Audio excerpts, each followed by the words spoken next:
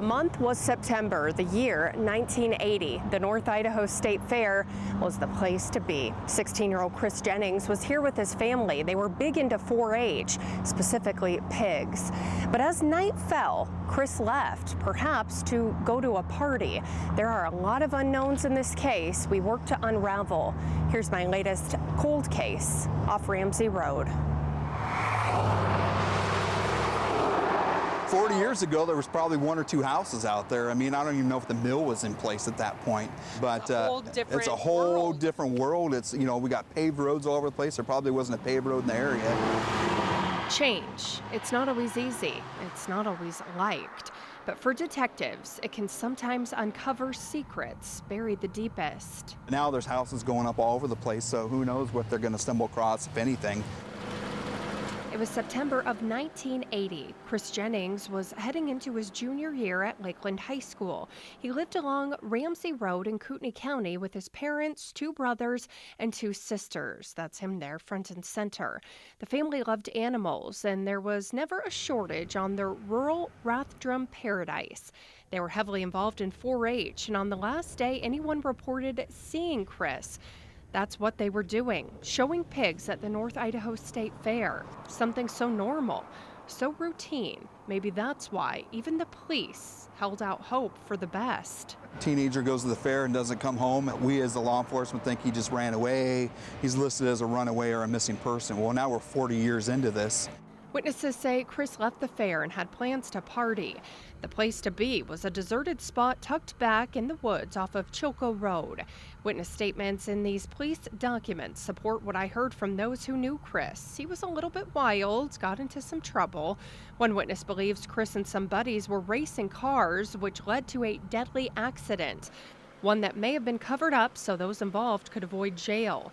Another local elaborated on that theory to police, saying the vehicle involved could have been a Ford Mustang, one that was stolen.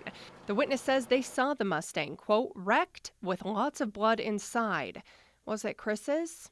Or did the accident, if there even was one, instead include a motorcycle? Was Chris killed in a crash and then buried by, quote, the responsible party, as yet another witness believes? Maybe. Or maybe Chris just wanted to be gone. One loved one described Chris as withdrawn just before he vanished. What happened to him? Where'd he go? Is he deceased, or is he, off in some other part of the country?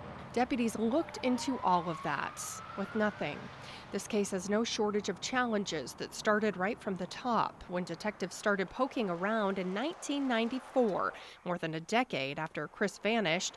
They found the initial report gone, likely destroyed years earlier. Why? No one knows. Another thing that's bothered the family for years, Chris not being listed on government pages for missing and unidentified people. Sites like this, NCIC, or this one, NamUs.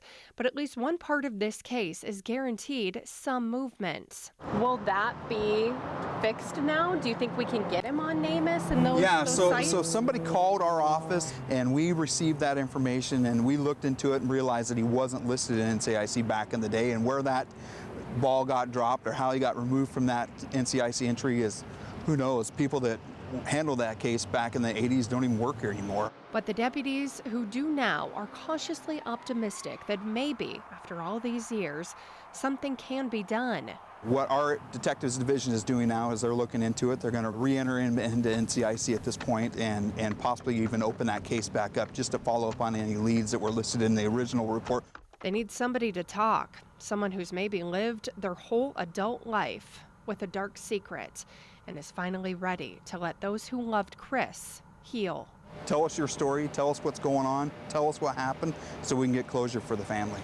This case, you guys have so many hurdles. Oh, yeah. Is it still solvable despite all of the hurdles you're facing? It is. I think it is.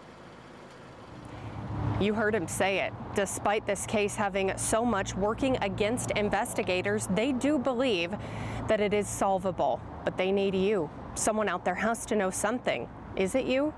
If you can help in any way, please reach out to the Kootenai County Sheriff's Office. Until the next one, I'm Haley Gunther.